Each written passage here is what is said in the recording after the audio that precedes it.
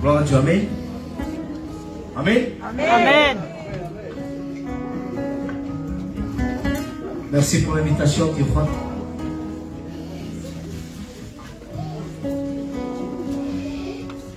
Je remercie Théophane encore de m'avoir invité. Ça fait la 3e fois que je prêche ici. Vous en avez marre de moi? Gloire à Dieu. Milan, ce soir je pose une question à l'église. Amen. Est-ce que tu es encore à plein de campagne ou est-ce que tu es là ce soir? On est là. Tu sais pourquoi je te pose cette question? Parce qu'on peut être présent de corps, mais on peut être absent d'esprit. Et là, il est 7h30 et je crois que les magasins ils ont fermé.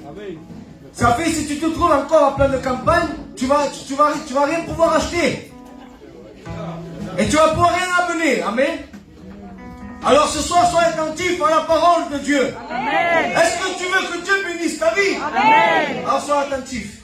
Gloire à Dieu. Amen. Amen. Bien. Comme tout serviteur, on analyse sur Juan les prédications et j'ai vu qu'en ce moment, on prêchait, quand j'étais descendu des études, j'avais prêché un message qui a été sur le réveil. Et je pense que ce message a été prêché plusieurs fois. Et une fois que ce message a été prêché, j'étais revenu et j'avais prêché un message qui s'appelle combattre un bon combat. On se rappelle? Amen. Et moi je voulais amener le reste des points parce que j'avais pas fini ce message. Parce que Jimmy nous avait laissé un message, il nous avait dit que de lire sa Bible 3 heures par jour, c'était un conseil, de prier pendant 2 heures et de prêcher 20 minutes. Si à cet homme ça lui a réussi, alors moi je prends en considération ses paroles. Amen. Alléluia. Et je me disais dans mon cœur, je disais, je crois qu'ils ont compris déjà le message de combattre le bon combat. Alors ce que je pourrais amener, ça va être des points. Et ce soir, nous ne sommes pas venus amener des points. Ce soir, nous amenons la parole de Dieu. Amen. Ce sont deux choses différentes, amener des points et amener la parole de Dieu. Alors ce soir, nous allons prendre notre thème. Alléluia. Et ce soir, je vais poser des questions, parce que j'aime bien faire la réunion ensemble.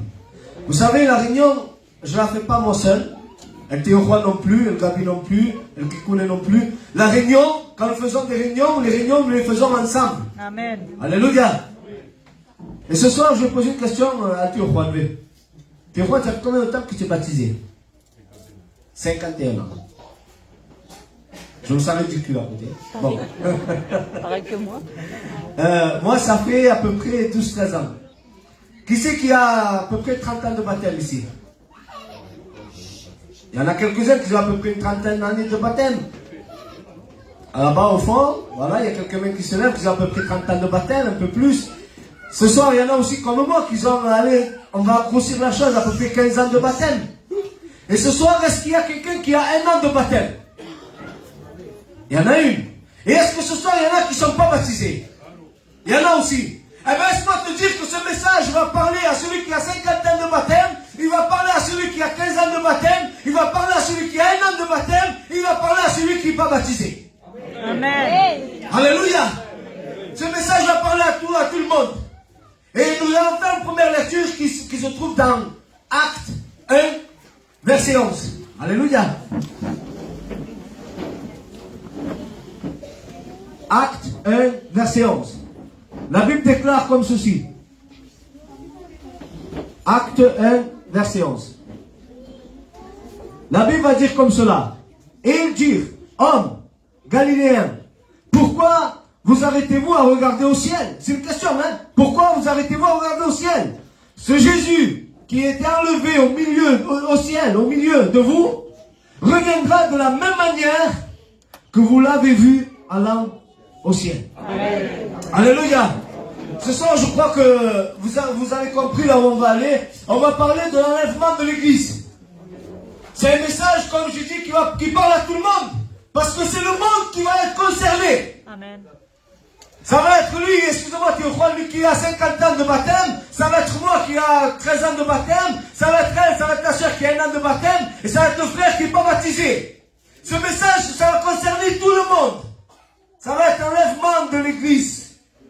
Gloire au Seigneur. Après ce passage-là, quand il dit Rome, Galiléens, pourquoi arrêtez-vous à regarder au ciel?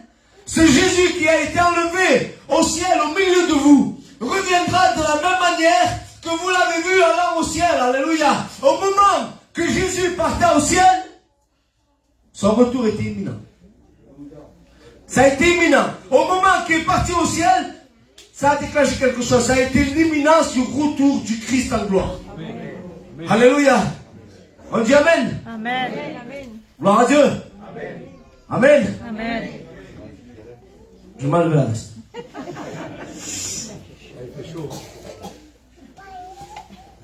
Gloire à Dieu. Je disais qu'au moment, quand le Seigneur est parti au ciel, l'imminence du retour du Christ était évidente. Ça fait que là, l'église, nous nous trouvons devant une imminence certaine, que le retour du Christ est prévu prochainement. Alléluia. Mais là, on va faire une lecture. Ça a été une évidence qui a été promise. Vous savez, c'est quoi évident? Ça veut dire c'est sûr. Ça a été quelque chose qui a été promis parce que le Christ va le déclarer. Dans Jean 14, 3, il va dire, et lorsque je m'en serai allé, vous comprenez? On est là ce soir. Amen. Alléluia. Et lorsque je m'en serai allé, et que je vous aurai préparé une place, je reviendrai et je vous prendrai avec moi, afin que là où je suis, vous y serez aussi. Amen. Alléluia. Mais là, tu crois en Jésus? Amen. Maintenant, je te pose, est-ce que Jésus c'est un menteur? Non. C'est pas un mytho. C'est pas un menteur. Tout ce qu'il dit, il le fait. Amen. Alors, s'il a dit qu'il reviendra chercher son église, c'est qu'il va revenir la chercher. Amen. Alléluia. Nous n'avons pas un Dieu qui ment, nous avons un Dieu que... Vous voulez comprendre la grandeur de Dieu? Hein? Je vais vous faire comprendre avec mes petits mots. La chose, elle n'existe pas. Il dit la chose et la chose, elle existe. Ça, c'est la parole de Dieu. Ça, c'est le Dieu que je sers. Quand la chose, elle n'existe pas, lui, il la prononce et la chose va venir exister.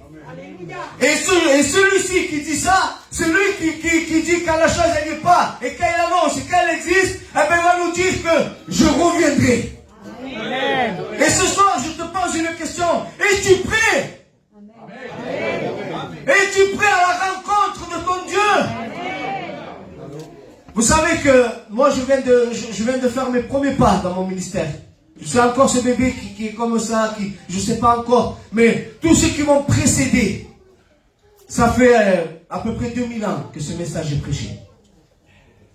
Ça fait à peu près 2000 ans que ce message, que Jésus a dit que le retour du Christ est imminent, que le retour du Christ est imminent. Alors je reviens à ce qu'on prêchait, c'est qu'on prêchait que l'Église à un moment donné, à travers toutes les épreuves, à travers le Covid, à travers tout cela, que l'Église était un peu endormie. Et on avait un peu lâché ce que Dieu nous avait donné. On s'était un peu lâché dans la prière, dans la communion, et surtout on s'avait lâché de veiller et prier. Alors à ce moment-là, Christ, dans son amour, il nous a fait prêcher sur que l'église, il faut qu'elle soit réveillée.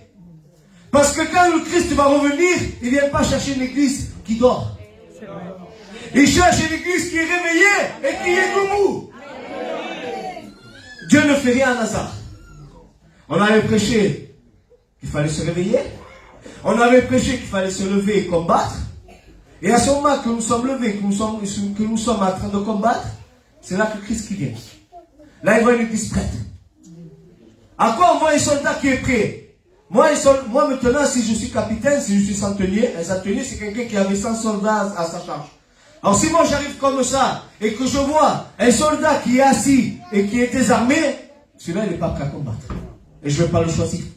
Mais maintenant, si moi j'arrive et que je vois un soldat qui est debout, armé avec son épée comme ça, qui te fait peur avec la figure, je dis, lui, je vais mon premier rang.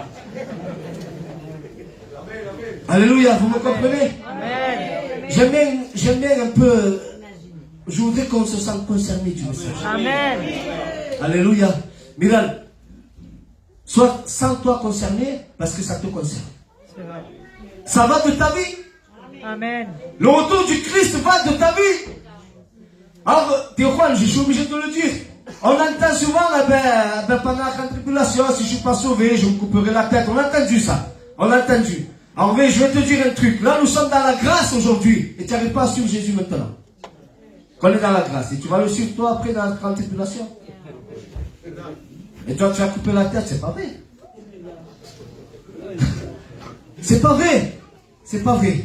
Là, la grâce, on a la facilité. Et le Seigneur a dit sur la croix, tout est accompli. Amen. Il va nous dire un conseil. Il va nous dire, fortifie-toi et prends courage seulement. C'est seulement ce qu'on doit faire, se fortifier et prendre courage. Il a tout accompli. C'est maintenant, nous sommes dans la grâce, c'est maintenant que Dieu cherche une église auquel il veut chercher. Alléluia. Alors, je reviens au message. Jésus l'a annoncé, Jésus l'a déclaré. Je reviens vous chercher, car là où je suis, je veux que vous y soyez. Amen. Alléluia. Et les anges vont le confirmer. On reprend Acte 1:11. Et il dit, homme galiléen, pourquoi vous arrêtez-vous à regarder au ciel? Ce Jésus qui a été enlevé au ciel du milieu de vous reviendra de la même manière que vous l'avez vu allant au ciel. Amen. Ce que Jésus dit, les anges mettent l'accent. Alléluia. Et l'apôtre Paul va encore le dire. Tu crois l'apôtre Paul, ça fait à peu près 2000 ans. On a engrossi un peu la chose. On a engrossi un peu la chaise. Ça fait à peu près 2000 ans de ça. Regardez ce qu'il va dire dans 1 Thessaloniciens 4, 15, 17. Il va dire comme ceci. En effet, voici en effet ce que nous vous déclarons d'après la parole du Seigneur. Nous les vivants, restez pour l'avènement du Seigneur. Milan, il faut comprendre la parole. Il faut comprendre comment elle a été écrite. Il faut comprendre l'auteur de Milan. Quand l'apôtre Paul il écrit ça, il faut rentrer dans les sentiments de l'apôtre Paul. Moi, c'est ce que je fais, Théophane. J'essaie de rentrer dans les sentiments de quelle manière il a écrit. Il va dire, voici, en effet, ce que nous vous déclarons d'après la parole du Seigneur. Nous les vivants. Ça veut dire que lui, il y a 2000 ans de ça, il pensait que déjà que l'enlèvement était proche. Il dit, nous les vivants, nous resterons, nous serons enlevés.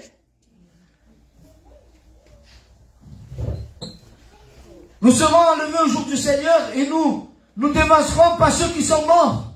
Car le Seigneur lui-même a un signal donné à la voix d'un archange et au son de la trompette de Dieu descendra du ciel et les morts en Christ ressusciteront les premiers. Alléluia.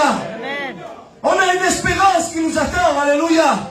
Je crois qu'on a tous perdu des êtres chers qui nous ont devancés dans le ciel. C'est notre espérance.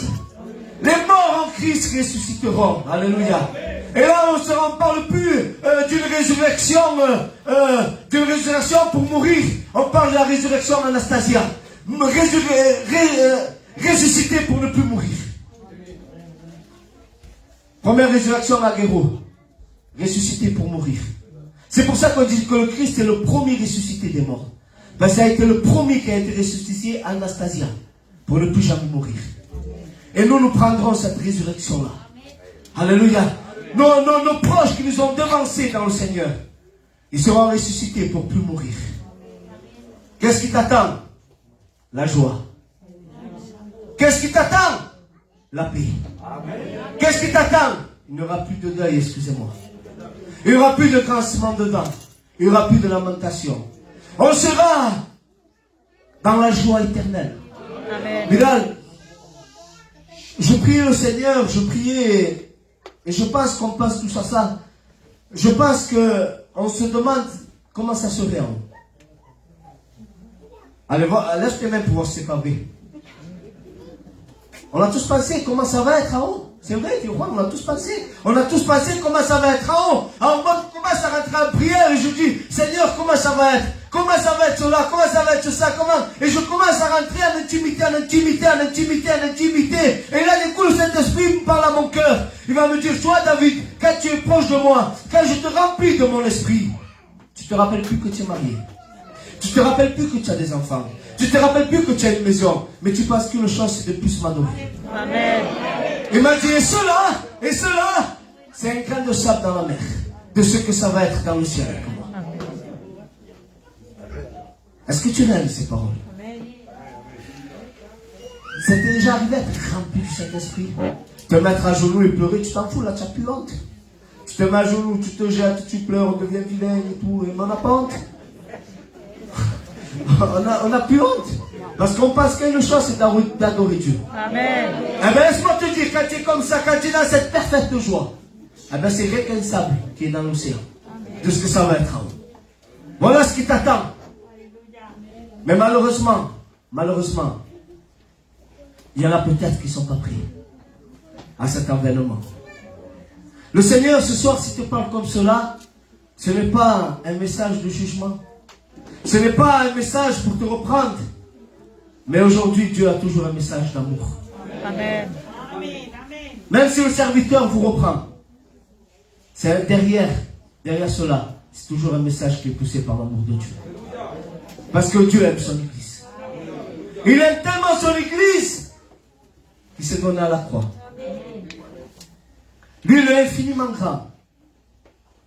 On revient. Ce qui n'existe pas, de sa parole dit, la chose existe. Lui, il a pris un corps charnel. Un corps semblable à nous, à l'homme. Il est monté sur une croix. Pour toi. Pour qu'aujourd'hui, tu fasses partie du corps de Christ. Pour qu'aujourd'hui, tu puisses avoir le privilège de faire partie de ce voyage. Amen. Le ticket est payé, comme on dit. Si le contrôleur vient, tu montes ton ticket. Ton ticket sera blanc, il est blanc comme ça. Il n'y a rien dessus. Parce que c'est le sang de Jésus qui est venu te purifier. Amen. Qui t'a fait fils, qui t'a fait enfant de Dieu. Tu as ce privilège ce soir. Mais que fais-tu de ce privilège? Que fais-tu de ce privilège?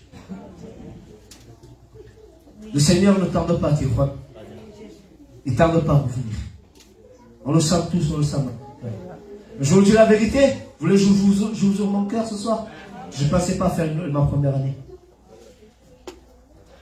Je ne pensais pas faire ma première année, tu crois? Je dis, il est proche. Alors au début, comme tous les candidats, on se languit de monter. C'est normal, tu crois? On se languit de monter, on se languit de découvrir, on se languit de venir, de prêcher, d'être libre. C'est ça, c'est normal. Eh bien, ça n'a vu plus la première place dans mon cœur. Parce que je ne savais même pas si je pouvais monter. D'abord, je regardais ma maison, je dis, Seigneur, il faut que ma maison soit règle. Amen.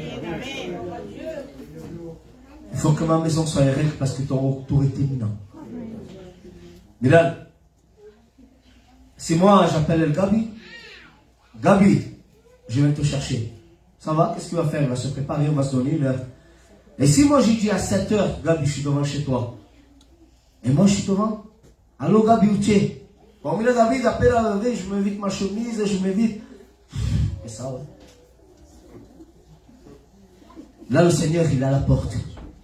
Oui, Jésus. Spirituellement, il te téléphone, il te dit, je suis là. Tu dois être prêt. Amen. Tu dois être vêtu. Amen. Tu dois être tout blanc, ta robe doit être blanche parce que son retour est imminent. Amen.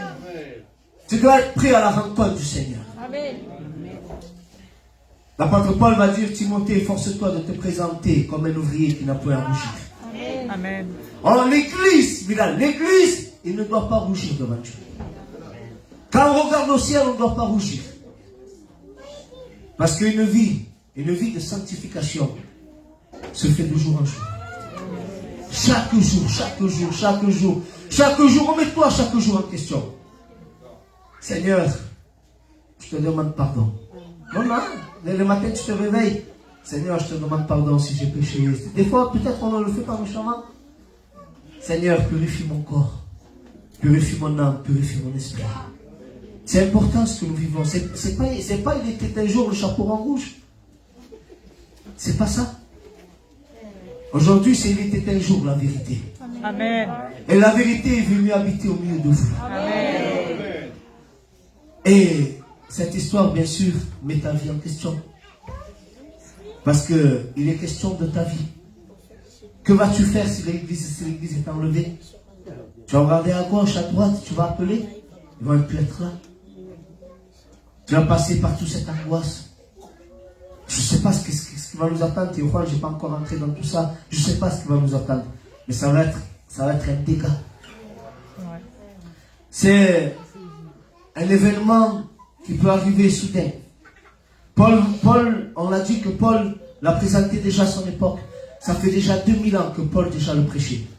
Lui, il croyait qu'il allait vivre un enlèvement. Quand il va dire, nous, les vivants, que nous restons ici, on ne sera pas morts parce qu'on sera enlevés. Lui, il croyait qu'il allait le vivre. Alors, à combien plus forte raison nous, aujourd'hui?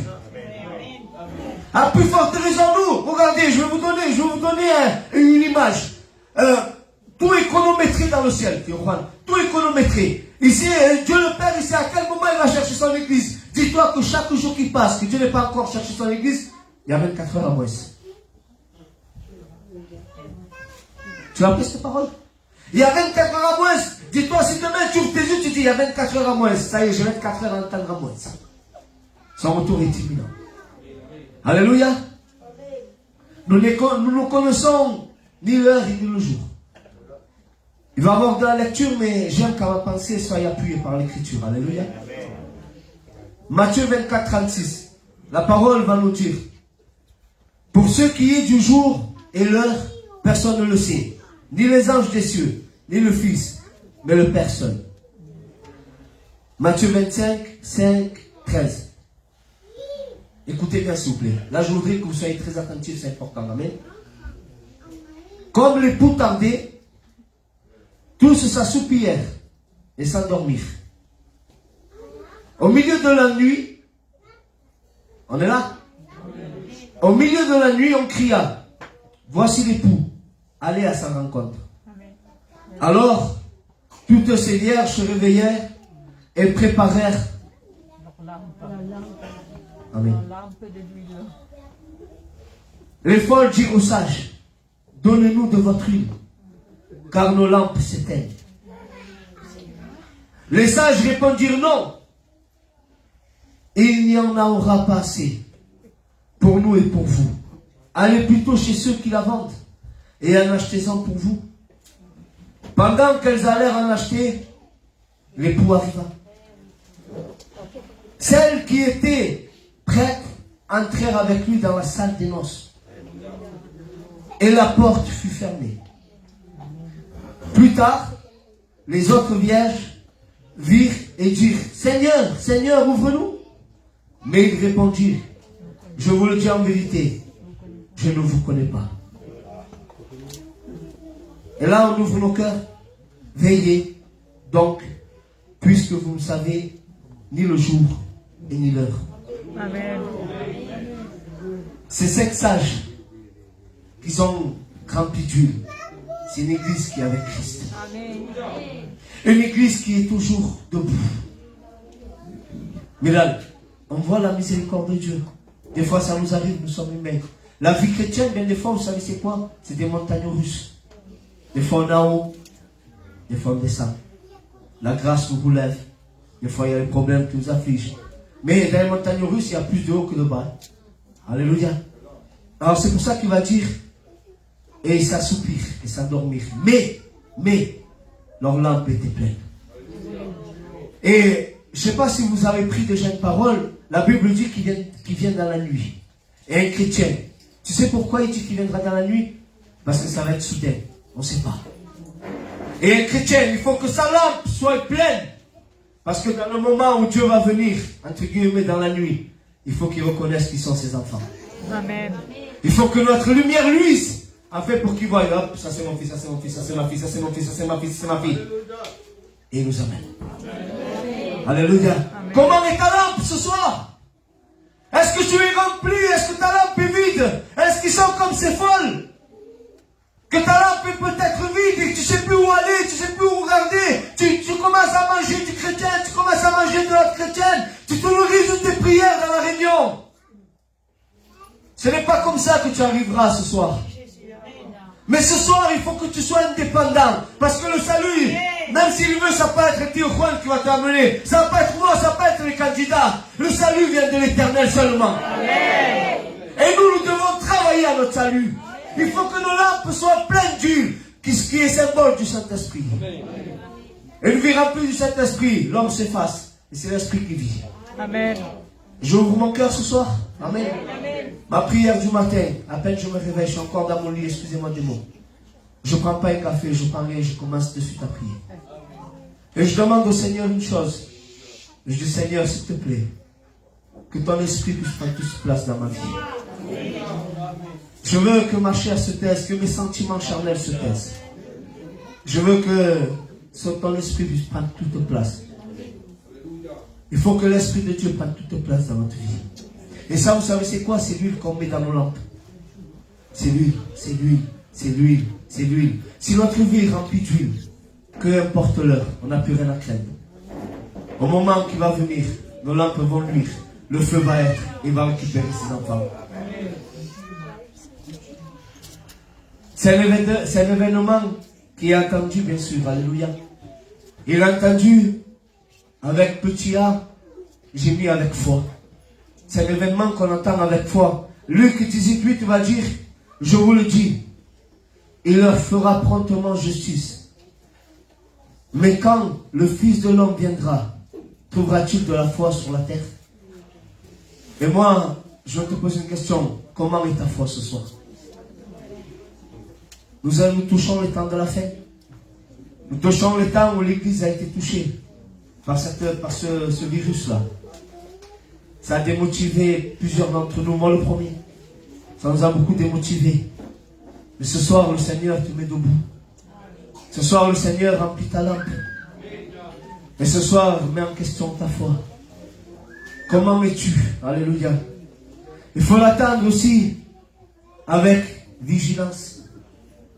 Si tu ne veilles pas, c'est pas bon. Matthieu 25:13. Veillez donc et puisque vous ne savez ni le jour et ni l'heure.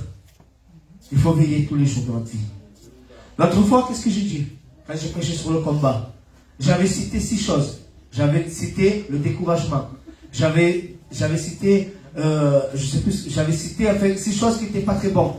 Mais ces 6 choses font partie de notre vie chaque jour. Mais là, chaque jour que tu vas ouvrir tes yeux, tu vas être découragé. Chaque jour que tu vas ouvrir tes yeux, il va y avoir des problèmes. Chaque jour où tu vas ouvrir tes yeux, il va y avoir tout pour te faire tomber. Alors à nous, c'est à nous de veiller et de prier chaque jour. Amen. Alléluia. Ouh là là, c'est vraiment malade. Je vais te demander d'incliner ton front avec le Saint-Esprit que je vous donne.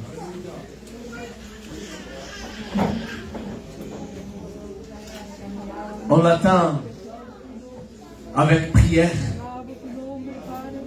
Est-ce qu'il y a une église qui prie ce soir? La Bible va dire, prenez garde, veillez, priez. Car vous ne savez le temps, ce que le temps viendra. Alléluia. Il faut être prêt, église. Alors ce soir, je te pose 3 questions que tu vas analyser dans ton cœur. Es-tu prêt pour l'enlèvement de l'église? Amen. Est-ce que ta lampe est éteinte ou allumée? Christ vient promptement. On prend un petit cantique, s'il vous plaît. Une petite mélodie. Prie le Seigneur, église, s'il vous plaît. Amen. Prie le Seigneur.